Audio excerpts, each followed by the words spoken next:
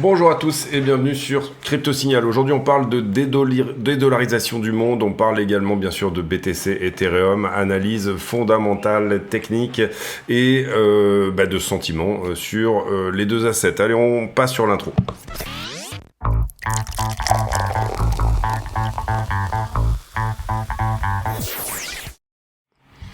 Allez, on est là sur le BTC face au dollar, on va se mettre en 30 minutes, ça sera très bien, on a déjà fait une grosse analyse daily hier, donc c'est pas vraiment la peine de revenir dessus. Alors, deux solutions ici. La première, on a parlé hier de cet éventuel triangle rectangle qui était là. Voilà, on a eu hier notre breakout comme on l'attendait avec retest. Pour le moment, le retest est foireux, c'est-à-dire que vous le voyez ici, on revient retester la trend qui est celle-ci.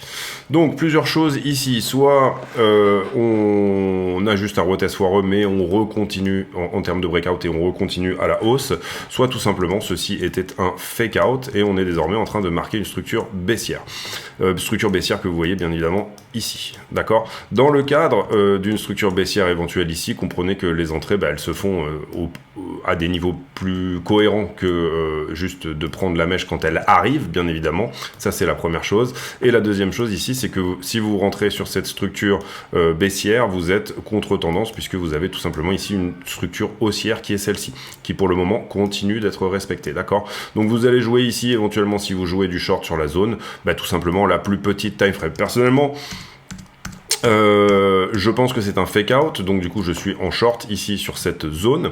Maintenant, tout à fait possible, donc c'est une petite position, tout à fait possible qu'on casse cette trend, qu'on parte au-dessus, ce en quoi du coup on avait une impulsion ici, une correction ici, une impulsion là, et finalement ce qu'on a c'est une sorte de bull flag qui lui-même va nous donner une impulsion, une correction et une impulsion, tout simplement, d'accord ? Il n'y a rien, ici on ne réinvente pas la roue, encore une fois c'est assez simple, je choisis ma direction, personnellement moi elle est plutôt vers le bas, parce que je trouve que la liquidité est plutôt vers le bas. Maintenant je suis à l'encontre de la structure, donc du coup je minimise la taille de ma position tout simplement sur cette zone là, parce que a priori c'est un trade risqué, je suis contre tendance, d'accord ? Voilà pour BTC, sincèrement on va pas s'attarder beaucoup plus, on va voir ici ce que ça dit pour la suite. En ce qui concerne Ether contre BTC, on avait eu hier un joli break ici de Ether contre BTC avec potentiellement un petit retournement de structure ici sur cette zone-là. Malheureusement, ça n'a pas pris, c'est-à-dire que derrière, on revient tester tout simplement le creux précédent qu'on ne perd pas. Donc du coup, il est possible que Ether BTC vienne ici nous construire une haussière si jamais il venait à dépasser ce point-là. Mais pour le moment, on est toujours dans une zone de range ici et il n'y a pas réellement de retournement sur la tendance.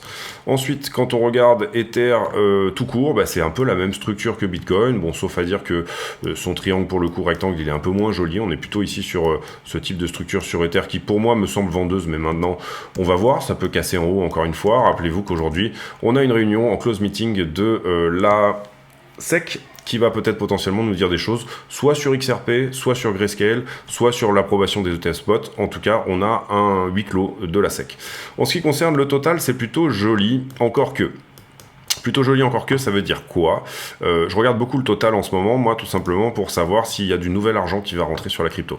Et vous voyez qu'on avait ici cette résistance qui jusque-là nous repoussait, et là on a une sorte de vrai breakout au-delà de cette résistance. Donc ça c'est une très bonne chose, ça veut dire que ça y est, on a du nouvel argent qui rentre sur la crypto, et pour le coup le fait de repousser, je vous avais mis ici cette zone, vous le voyez en 5 minutes, le fait de la casser est une très bonne chose, parce que déjà ça veut dire qu'il y a une volonté au moins de rentrer un peu plus de thunes sur la crypto, et on n'est pas juste sur de la rotation de capital des mêmes mecs depuis X temps qui depuis avril trade les mêmes choses.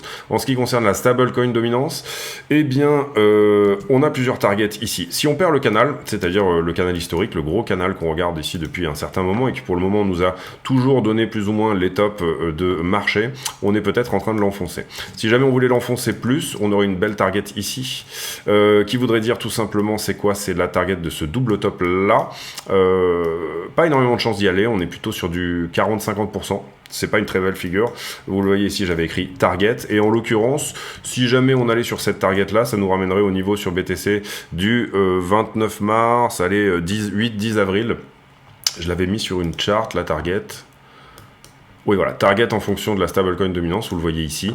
Et en l'occurrence, ici, on parle de à dominance égale, et Bitcoin a gagné en dominance depuis, quelque part autour des 43 000. Donc ça, c'est quelque chose qu'on défend sur la chaîne depuis assez longtemps. Si on y va, bah, tant mieux. Si on y va en ligne droite, encore une fois, tant mieux aussi pour nos portefeuilles, etc. Et ça serait éventuellement la target logique, je dirais, entre cette zone et cette zone-là, si jamais la news ETF venait à sortir rapidement. Maintenant, on a bouffé la liquidité qui était en haut, et vous allez le voir sur la One Week, on a bouffé à peu près la totalité du point chaud de liquidité qui était dans cette zone, et pour le moment il nous reste plutôt de la liquidité en bas, donc on va voir, la liquidité ne va pas ici dans le sens du long, encore une fois, c'est pour ça que peut-être il y a peut-être potentiellement des choses à faire encore une fois en short. Bitcoin dominance, ouais, ça corrige, mais c'est pas vraiment pas flagrant pour le moment. Donc voilà, on est toujours sur le même, on va dire, momentum un peu pour la Bitcoin dominance qui en ce moment est à l'augmentation. Donc voilà, on a fait le tour sur le technique, on va aller sur le sujet maintenant. Et le sujet, il s'agit de la dédollarisation du monde. Pourquoi je parle de ça? Parce que je vois beaucoup en ce moment d'articles de pays qui souhaitent se dédollariser, notamment en Asie principalement, hein, Asie du Sud-Est également. Vous le voyez là, c'est le cas pour l'Indonésie. On a également en ce moment le Cambodge qui carrément est en train de dédollariser ici. En Indonésie, on parle d'une task force, c'est-à-dire que c'est carrément une volonté gouvernementale de se dédollariser. Et puis on a ce type de news également, comme quoi l'Égypte commence à sortir ses premiers bons du trésor dénominés en yuan. Donc ça, c'est intéressant. Est-ce que le monde va se yuaniser suite à avoir été dollarisé? Et en fait, le sujet qu'on va aborder ici, c'est potentiellement un sujet qu'on avait déjà abordé sur la chaîne, qui est de dire, est-ce que finalement la dette américaine ne serait pas un petit peu toxique, et est-ce que les États-Unis n'auraient pas un problème d'hégémonie globale sur leur monnaie? La dette américaine, elle ressemble à ça, c'est-à-dire que vous pouvez regarder toutes les heures à peu près, vous prenez 1 milliard sur la dette américaine, et la dernière fois qu'on avait regardé, on était à 33 trillions, et là vous voyez qu'on est à 33,7, donc c'est littéralement quelque chose qui est totalement en train d'exploser, et ça aurait été le bon contexte si la monnaie, si le dollar était toujours la monnaie, on va dire, prédominante mondialement. Mais on a en ce moment des pays étrangers comme typiquement la Chine et le Japon qui se désintéressent des bons du trésor US. Qu'est-ce que ça vous dit d'un autre côté? Ça vous dit que tout simplement les bons du trésor US, et là on était sur le Dixie, mais les bons du trésor US d'une certaine manière commencent à finalement proposer des rendements autour de 5% à 10 ans, ce qui est relativement énorme et relativement insoutenable pour la dette américaine. Donc on est dans ce cercle vicieux de je veux plus de ta dette pour des raisons à la fois géopolitiques mais également parce qu'elle est trop importante, donc je considère tout simplement que elle ne m'intéresse plus. Du coup, on a des taux qui sont obligés de proposer des taux assez énormes à 10 ans. Et en même temps, ça n'intéresse pas nécessairement le marché. Et on peut le voir ici sur le marché action, qui finalement, dans ce contexte de hausse de taux, n'a pas trop mal performé. D'une certaine manière, on voit que beaucoup d'investisseurs se détournent des obligations et des bons du trésor parce que tout simplement, ils ont peur dans le créancier. Et peur dans le créancier, ça veut dire là peut-être qu'on a un petit peu trop imprimé, peut-être que ça m'intéresse finalement pas des masses. Et ce qu'on peut y voir nécessairement ici, et vous voyez ici sur le discours notamment dovish un petit peu de Jérôme Powell hier, c'est de dire maintenant on va arrêter de monter parce qu'on pense que c'est le bon endroit, etc., etc., etc. Donc un appel pour les marchés pour finalement calmer un petit peu effectivement cette notion de dette US et de taux d'intérêt à long terme où finalement le marché est en train de pricer l'inflation à 10 ans à des niveaux supérieurs à 4%, puisque à minima, on va dire si vous êtes à 5% sur 10 ans, ça veut dire que vous estimez que vous devez prendre un petit rendement de 1%, on va dire ça comme ça, et que donc du coup, là, on est peut-être sur des endroits où ça risque de faire mal. Également, ça met beaucoup à mal les banques américaines, vous le voyez sur les TLT, où effectivement les bons d'occasion, entre guillemets, ne valent plus rien, et donc du coup on a des manques à gagner du côté des banques américaines qui sont relativement conséquents. Quelle peut être la solution finalement à ce problème, et comment on peut se positionner par rapport à ça? Eh bien d'une certaine manière, moi ce que j'aime beaucoup, c'est la vision de Russell Napier. Russell Napier qui a écrit la crise financière asiatique en 97, et finalement il essaye de regarder un petit peu ce qu'a fait le Japon pour se demander ce que vont faire les États-Unis, ou en tout cas ce que vont faire les États dorénavant au travers d'une dette trop importante, dont l'adresse de la dette est trop importante également, mais qui peut potentiellement nous donner une période qui va être semblable à ce qu'a fait le Japon. Et en l'occurrence ici il dit nous nous dirigeons vers une période de répression financière et je pense que réellement ça se tient, en tout cas dans le contexte actuel ça se tient. On a vu le Nikkei faire un nouveau plus haut, donc finalement les actions japonaises être malgré le fait que on est pour beaucoup sur des sociétés un peu zombies, être extrêmement privilégiées.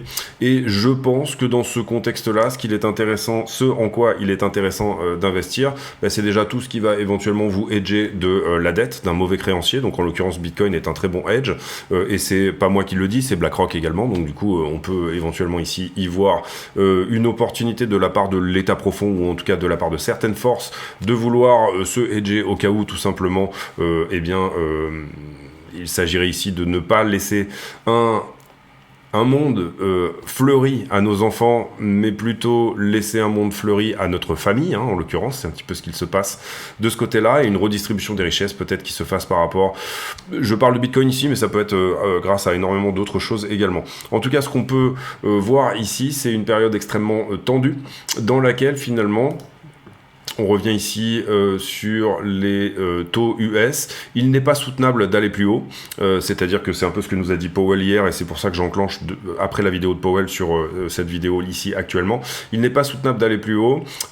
Éventuellement, une sortie du dollar pourrait être une entrée intéressante sur la crypto, puisque il se pourrait que le monde se yuanise désormais, mais il se pourrait également qu'il se bitcoinise. D'accord, on commence à le voir. Je dirais au Salvador, je dirais dans certains pays d'Amérique latine, je dirais dans certains autres pays qui commencent à s'intéresser un petit peu à la crypto.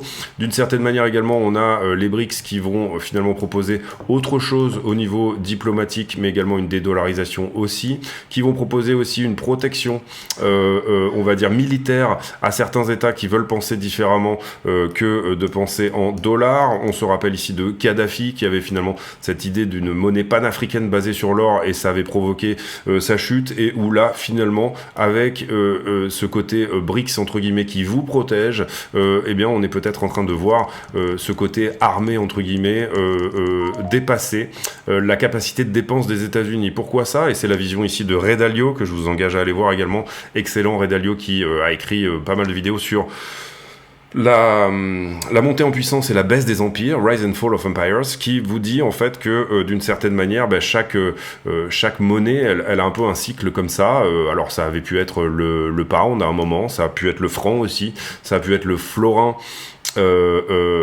des Hollandais, et actuellement c'est le dollar désormais depuis un certain moment. Alors où est-ce qu'on en est sur le dollar? Est-ce qu'on en est en haut de la montagne ici et on commence la descente? Personnellement je pense qu'on commence déjà à descendre, mais ce qu'on peut voir ici c'est qu'à un moment donné le dollar finalement est basé sur une possibilité militaire de faire la police dans le monde. Derrière, on a l'euro qui n'a pas d'armée en soi, qui n'a pas d'existence politique, on peut même le dire comme ça, même si on peut penser que Van der Leyen est en train d'essayer de donner une existence politique à l'Europe, mais en l'occurrence elle est totalement pro-américaine, donc elle n'a aucun intérêt en termes de monnaie. Mais du coup le dollar, ça commence à devenir un petit peu cher au niveau militaire pour les États-Unis, de tout simplement continuer à faire le gendarme du monde et continuer à imposer le fait de faire des échanges pour l'Arabie Saoudite en dollars pour vendre son pétrole. Tout ce genre de choses est relativement intéressant à voir en ce moment se dessiner. Est-ce que Bitcoin est un hedge? Est-ce que Bitcoin peut devenir déjà une réserve de change? Alors, d'une certaine manière, oui, en tout cas c'est peut-être l'asset idéal pour ce faire. Pourquoi? Parce que réserve de change, vous vous rappelez en euros, on a gelé les avoirs de la Russie, donc l'euro a été fini comme réserve de change à partir du moment où on a dit que on pouvait geler les avoirs d'un pays en fonction de tout simplement sa vision politique des choses. Même pendant la guerre froide, on avait des réserves en roubles, on achetait d'ailleurs du pétrole aux Russes pendant la guerre froide, et là actuellement tout ça est fini. Le dollar a fait la même chose, donc en termes de réserve de change, c'est également fini. Et c'est pour ça qu'on voit tous ces pays, type Indonésie, etc. D'abord se hedger au cas où il y a un problème sur le dollar, d'une certaine manière, et dire, nous, on va avoir notre monnaie, elle va être forte, elle va être comme ça, elle va faire ceci, elle va faire cela. Et d'une autre manière, tout simplement commencer à dire, si jamais je ne veux plus du dollar dans mon monde à moi, puisque d'une certaine manière, avec le dollar, on finance globalement le déficit américain. Comprenez bien que ici, si jamais j'ai un pays, normalement j'ai une balance commerciale, la demande dans ma monnaie va être constituée par mon excédent commercial, c'est-à-dire qu'il va y avoir plus de demandes de ma monnaie de la part des autres, parce que tout simplement on va exporter, hein, c'est un petit peu le concept de base, en tout cas quand on était basé sur l'or c'était comme ça. Avec le dollar comme monnaie de l'hégémonie mondiale, on va dire, c'est un petit peu différent, c'est-à-dire qu'on finance le déficit extérieur des États-Unis. En tout cas, c'est une vision des choses qui est vraiment intéressante. On finance son déficit extérieur tout simplement parce que des biens qui ne sont pas exportés depuis les États-Unis sont payés en dollars. Donc ça crée une fausse demande pour le dollar, entre guillemets. Et on peut le voir notamment au travers des Chinois qui ont pendant très longtemps exporté en dollars. Donc ils se sont retrouvés avec des dollars sur les bras et du coup ils l'ont mis en bon du trésor tout simplement. Et maintenant ils ont arrêté de faire ça. Et d'un autre côté, on peut le voir avec des Saoudiens qui exportaient leur pétrole en dollars. Et dans certains pays, finalement, le dollar qui était quasiment monnaie légale alors que ces pays étaient très riches en termes de matières premières ou de capacité d'exportation de biens manufacturiers. Donc BTC comme réserve de valeur, je reviens ici à la question.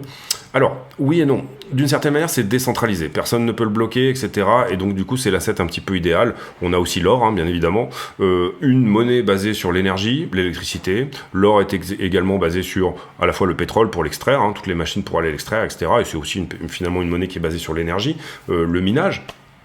Et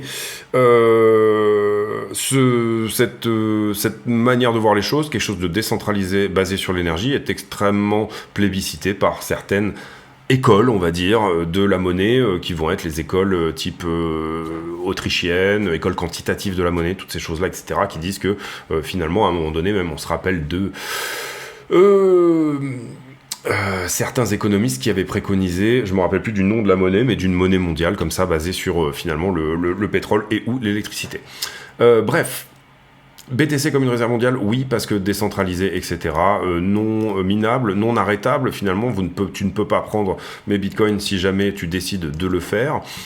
Et finalement, diplomatiquement neutre de toute décision politique. Et ça, effectivement, c'est beau. BTC comme une réserve de change, comprenez que ça vous emmène le BTC, bien évidemment, à 3 ou 4 millions d'euros par BTC, parce que ça crée une demande, hein, évidemment, qui est de l'ordre ici de quelque chose de complètement incroyable. Donc, c'est sexy. Maintenant, comprenez bien également que, et c'est là que je vais en revenir à Russell Napier, il va y avoir nécessairement une forme de répression financière pour que vous soyez obligé de rentrer, d'acheter de la dette souveraine de votre pays. Qu'est-ce que ça veut dire ? Ça veut dire que d'une certaine manière, j'essaie de pas faire trop long non plus, mais d'une certaine manière, on va vous obliger à acheter de votre propre monnaie, de votre dette souveraine de votre pays. On va le voir potentiellement en Europe sur certaines choses. Quelles sont-elles ? Alors, je vais ici prendre l'exemple de la crypto. On va vous obliger bientôt en Europe à trader en euros. Ce qui est relativement normal, hein, pour moi, je comprends pas que je sois en train de trader en dollars. Enfin voilà, ça me paraît normal. Tant que les paires sont suffisamment liquides, moi ça me convient également. Mais on va vous obliger à trader en euros bientôt. Qu'est-ce que ça vous obligera ? Ça vous obligera à acheter de l'EUROC ou du stablecoin en euros qui lui-même sera basé tout simplement sur votre dette de votre pays en euros lui-même, d'accord ? Donc quand vous sortirez d'un trade pour passer en stablecoin, vous achèterez de la dette européenne. On l'a vu également sur la faillite de Luna, enfin de l'UST. Luna, qu'est-ce que c'était ? C'était finalement un stablecoin algorithmique, lui-même basé sur, on va dire, SCA, stablecoin algorithmique, lui-même basé sur en partie du Bitcoin et en partie de l'algorithme, enfin du Luna. En l'occurrence, ce qu'on a pu voir ici, c'est que ce projet a été littéralement saqué. On ne sait pas par qui, mais en tout cas, ce projet, on le sait, il y a eu des trades qui ont été faits pour tout simplement faire qu'il se casse la gueule. Et derrière, on a eu quoi ? On a eu finalement USDC, qui lui-même est extrêmement bien backé en dollars, en bon du trésor, à 3 mois, 6 mois, 1 an. Et puis USDT qui est en train de se mettre en ce moment en compliance régulative, c'est-à-dire qui est en train d'effectivement devenir basé lui-même sur de la dette US. Donc comprenez bien ici, et c'est là que je parle de répression financière et je fais le parallèle avec la crypto pour tout simplement avoir un exemple simple pour vous expliquer que c'est ce qui va se passer. On va désormais obliger les banques à avoir une certaine partie de leur capital en dette souveraine qui ne vaut rien et qui ne rapporte rien, mais ça sera une forme d'obligation, et on va obliger ici une partie également du marché, une partie des gros acteurs, une partie des fonds d'investissement à tout simplement vous dire, eh bien, on vous met ici et on vous laisse sur une partie en dette américaine ou en dette ailleurs. Pourquoi ? Parce qu'on ne veut pas que les taux, normalement il y a une économie de marché qui fait que les taux devraient monter à 8-10%, et là ça serait un no-brainer, d'accord ? Ça serait vous dire, bon, même si c'est des taux qui sont usuriers, d'accord? Même si les taux sont usuriers, je fais confiance à un créancier qui n'est pas fiable, mais il faut comprendre ici que ça n'est pas soutenable pour les États-Unis de rester à 5% pendant un certain temps, et d'une certaine manière, c'est pas ce que nous a dit Powell à demi-mot, mais c'est ce qu'on pense tous très fort quand on voit tout simplement cette US Debt Clock qui est à l'augmentation, dans une augmentation complètement incroyable depuis désormais un certain temps. Donc ce que je vais vous expliquer là-dedans, c'est que les actions pourraient très bien fonctionner dans ce système-là, le système de Russell Napier, hein, encore une fois. Et c'est plus ou moins ce qu'on voit, c'est-à-dire que c'est assez étonnant, mais dans un contexte de hausse des taux, finalement, on voit un marché action qui se maintient plutôt bien. Le marché des obligations est en train de se faire défoncer alors qu'on a une hausse des taux, donc très peu de demande pour la dette US, et ça on l'a bien expliqué, et une répression financière à venir, qui est relativement certaine, pour vous dire, vous devez avoir un portefeuille qui va être comme ceci, comme ceci, comme cela. Donc ça pour moi, c'est juste une question de temps. On commence à avoir les prémices dans la crypto, et on va très certainement en voir plus d'autres choses encore dans le futur, dans le reste du monde. Donc qu'est-ce que ça va faire, ça? Déjà, peut-être, et potentiellement, une nouvelle jambe haussière sur le marché des actions, parce que les gens ne veulent pas de la dette US, et c'est plus ou moins ce qu'on est en train de voir. D'ailleurs, là, on voit que depuis le discours de Powell, potentiellement, le S&P nous fait une très belle journée. Et d'un autre côté, par contre, quand la répression financière commence, peut-être que les actions vont être de moins en moins intéressantes à ce stade-là. La crypto est un très bon hedge, et encore une fois, c'est pas moi qui le dis, c'est BlackRock. Maintenant, bien comprendre également qu'il va y avoir de la fight contre la crypto, parce que tout simplement, au départ, même si la crypto devient en ce moment un enjeu électoral aux US, on l'a vu sur les élections 2024 où finalement ça parle de plus en plus de crypto, et bien dans ce cadre-là, j'aurais tendance à dire que quand même méfiance parce que il va y avoir des sursauts de la bête qui va tout simplement essayer de encore une fois faire de cette répression financière quelque chose d'efficace pour vous emmener à nouveau sur de la dette, acheter de la dette de vos propres États. Voilà pour ce sujet, j'espère qu'il vous aura plu, j'espère qu'il était clair. En fait c'est un condensé de plein de sujets que j'ai déjà fait sur la chaîne, mais ça me paraissait intéressant de le faire à la suite du discours de Powell, essayer de comprendre pourquoi, alors finalement on a un plateau sur l'inflation, la Fed n'augmente pas plus, même si je pense que c'est la bonne chose à faire, hein. En tout cas à mon avis on est largement déjà dans des... Enfin ça ne changera rien en fait entre guillemets, à part péter encore plus quelque chose, ça n'amènera rien de bon. Et en l'occurrence également bien comprendre tout cela. Question qu'on peut se poser également, et du coup j'en profite pour ripper sur Twitter. N'hésitez pas à vous abonner sur le Twitter de la chaîne si jamais le contenu vous plaît. Eh bien, MicroStrategy vient d'acheter à nouveau 155 BTC. Donc on peut se poser aussi la question si BTC venait à devenir une réserve de change, etc. Eh bien, quel serait Est-ce qu'on peut laisser Michael Saylor être en capacité d'acheter des États si jamais il hold jusqu'à plus soif ici? Est-ce que c'est une possibilité que MicroStrategy soit tout simplement l'entreprise du futur?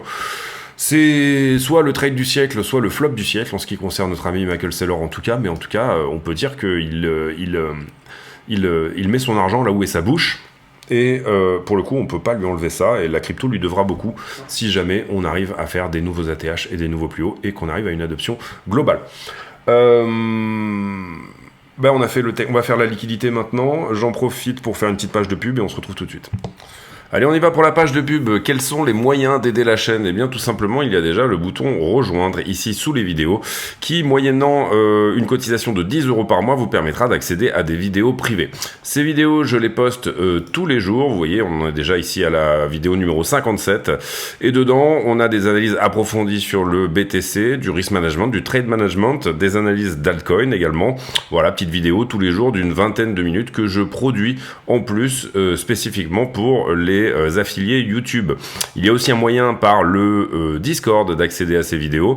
D'abord, vous venez sur le Discord, vous vous présentez ici. Il faut donc écouter ce que vous dit le bot ici de manière à accéder au serveur, et ensuite rendez-vous sur l'onglet ici vidéo privée, et vous pouvez lire ici toutes les choses qui vous permettront d'accéder effectivement à ces vidéos.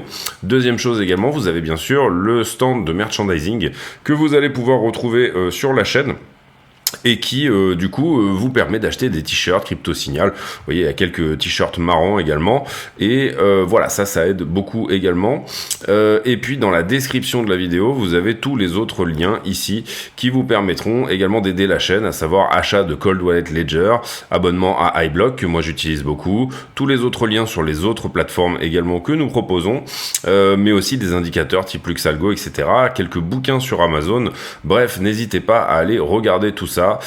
En plus de la vidéo publique, il y a donc pas mal de choses, et notamment, je pense, le Discord qui fonctionne très bien avec, vous le voyez ici, eh bien, toute une communauté qui va poster ses analyses, et donc ça, c'est quand même extrêmement intéressant. Je vous laisse là-dessus, merci de votre écoute, à très bientôt. Allez, combien de liquidations hier? 156 millions, c'est plutôt notable. 70 millions, donc la moitié sur Ether et Bitcoin. Et on a liquidé principalement du short. Ici, assez peu de monde sur cette poussée. Peu de monde qui s'est faxé à l'achat. Donc ça, c'est intéressant à regarder. Et puis, gros ordre de vente autour des 40 000. Quelques ordres de vente ici sur la montée. Mais c'est pas énorme. On a plutôt de l'ordre de vente, en tout cas, qui s'est faxé que de l'ordre d'achat actuellement. Quand on regarde les marchés en levier... Alors, je vous ai fait les niveaux déjà ici. D'une certaine manière, on peut voir que là déjà ce niveau a quasi été pris, hein. On peut voir qu'il y a un petit peu de short à prendre ici éventuellement en haut. Il y a un petit point que j'ai doublé ici, je l'ai multiplié par 2 parce qu'on avait un petit peu de short effectivement sur le top. Le gros point à prendre pour moi est autour des 34 dorénavant. On va voir ce que nous dit l'action de prix. On ira faire la conclusion de cette vidéo en fin de vidéo pour éventuellement, une fois qu'on aura vu la liquidité, donner un sens au prix sur les prochaines heures. Ici vous voyez ce très gros short, très gros long qui s'est ouvert ici, donc ça c'est intéressant. Short retardataire, hein. Ici on voit 35 éventuellement à revisiter vers le haut, et ça c'est imminent. Et derrière celui-ci, je ne crois pas qu'il ait été pris, on va regarder ça. Non, il n'a pas été pris ici, je ne crois pas. On va zoomer encore un peu. Si, on est allé le chercher, donc du coup peut-être potentiellement un tout petit peu de hausse, en tout cas sur les 20 prochaines minutes, et après j'aurais tendance à dire que on va voir ce qui se faxe ici, mais je trouve que sur ce mouvement on a plutôt bien nettoyé ce qui s'était mis en short. On a une toute petite boîte ici éventuellement à revenir prendre sur le top, mais j'aurais plutôt tendance à dire qu'on vient dans cette zone là, hein, c'est-à-dire 33,9. On va voir, encore une fois sur la 5 jours, on est plutôt longué que shorté, donc l'action de prix devrait peut-être nous proposer quelque chose de baissier. En tout cas, on regarde ici que la liquidité, donc c'est un des facteurs, et on a exactement la même chose sur Ether. Je vérifie si je suis bien sur Ether, oui. Retracement en 1834 pour éventuellement derrière revenir chercher éventuellement les 1770. Petite boîte de liquidité sur le top ici au 1885. Quand on regarde la heatmap, sur la 12 heures, il semblerait qu'on soit plutôt shorté, tout simplement parce qu'on a liquidé une partie des longues ici sur le mouvement qui s'est fait en début d'après-midi, là, enfin là, juste à l'ouverture. Derrière, on a très bien nettoyé la One Week, donc pour le moment, bon, il reste plutôt des choses en bas. J'ai envie de dire que la liquidité, elle nous montre ici plutôt les 32,6, et un petit tour sur la 1 mois rapidos. Sur la 1 mois, même chose. Hier, on est monté à 36. On a très bien nettoyé le haut de la 1 mois. Il est tout à fait possible d'aller à 38. C'est ce que je vous montrais sur le triangle rectangle, ici, qu'on a vu en début de vidéo. Maintenant, bon, voilà, moi, ce qui me gêne, c'est ça. Hein. Depuis un certain temps, je le dis, mais de 27 à 28, il y a quelque chose de relativement gros. Il y a quelque chose de relativement gros également de 30 à 30, 600. Et on a quelque chose autour des 32,6, 32... Allez, je dirais maintenant 32,5, qui peut être intéressant à venir chercher, en tout cas en liquidité fraîche. On va faire Ether également, et puis on va aller faire la conclusion de cette vidéo. Ether sur le 12 heures, on est plutôt short également. Donc ça appellerait peut-être à un petit mouvement haussier avant un dump, mais vous voyez qu'on a bien nettoyé là une semaine. Un petit peu de liquidité intermédiaire ici, mais on est peut-être ici en train de venir chercher le bas. Est-ce que ça va se défendre, hein? C'est un petit peu la question en fait qu'on se pose actuellement, ou alors est-ce que ça va être bouffé? Allez, on va sur le prix, on fait la conclusion sur la toute petite TF. Alors... Plusieurs possibilités ici, je vous ai déjà parlé de cet éventuel breakout. On ressource ici un petit peu en bas, on reste dans la structure haussière, on va dire, et là on fait le push pour aller à 38. tout à fait possible. Je vous ai parlé également de beaucoup de liquidités finalement vers le bas, donc là j'ai pas d'alignement nécessairement entre la liquidité, la structure et le fondamental. Le fondamental est très bon, on a eu un Powell hier qui était plutôt dovish et on a eu, on va dire, on a la news ETF qui a priori est imminente et je le rappelle, aujourd'hui à 19h, il y a un début de réunion de la SEC à huis clos, peut-être potentiellement une annonce après cette réunion, pourquoi pas, si jamais elle dure 2 heures, ça nous mettrait à 21-22 heures pour un mouvement. À voir, est-ce qu'ils vont annoncer tout de suite? Généralement, c'est plus ou moins ce qu'ils font pour éviter les délits d'initiés au sortir d'une réunion. Maintenant, aucune certitude que ça va parler de ça et aucune certitude que ça va prendre une décision par rapport à ça. Néanmoins, on sait qu'il y a une réunion, donc du coup, on restera attentif, je pense, dans la soirée. Après, derrière, une réunion, donc ça peut être un settlement sur XRP, ça peut être un settlement sur Grayscale. Ça peut être une annonce des spots ETF, ça peut être des refus aussi, hein, mais bon, en tout cas, voilà, pour le moment, il y a une réu, on va voir ce que ça dit aujourd'hui, et on va voir ce qui sort de cette réunion. Ensuite, sur le prix en toute petite TF, encore une fois, on a parlé fondamental, liquidité, sentiment. La liquidité semble baissière. Le fondamental est plutôt bon pour un push en haut et la structure est plutôt haussière. Soit on se base ici sur ce retournement de structure qui est celui-ci, c'est-à-dire qu'on reste short et on essaye d'aller choper les 32,5 et peut-être même en dessous. Soit on ne se base pas là-dessus et du coup à ce moment-là on se dit que cette structure-là va continuer en haussier et éventuellement nous donner quelque chose, à savoir un nouveau plus haut ici. Donc on va dire c'est relativement incertain, on n'a pas tous les astres qui sont alignés. Ce que je préconiserais ici, c'est de choisir une direction dans tous les cas, enfin au moins dans cette zone-là. Personnellement, moi j'ai toujours mon trade sur Ethereum qui continue, donc prochain TP à 1990, TP suivant à 4000, donc vous voyez que c'est vraiment un trade de position sur lequel on attend. Malheureusement, fermé mon trade sur BTC, mais j'ai aucun souci avec ça. Voilà, pour moi, la zone était propice à une fermeture et donc du coup j'ai préféré le fermer. Je cherche une nouvelle entrée longue pour éventuellement surfer la news de l'ETF, mais je la cherche pas dans cette zone là, en tout cas pour le moment. Donc si j'ai pas ce trade, c'est pas grave, c'est juste que c'était pas mon trade, c'était pas ma zone, c'était pas mon moment. Encore une fois, ne vous jugez pas sur un trade, jugez-vous sur à minima une vingtaine de trades, c'est vraiment ce que je préconise sur la chaîne. Pour vous juger sur une vingtaine ou une cinquantaine de trades, il va falloir que vous preniez que des risques à 2%. Alors je sais que c'est chiant quand vous rentrez je sais pas moi, avec un capital de 1000 euros, de ne risquer que 20 euros par trade. Je sais que c'est chiant, mais au moins ça vous permet de évaluer votre performance, évaluer votre système de trading. Au bout de 50 trades, vous faites le point.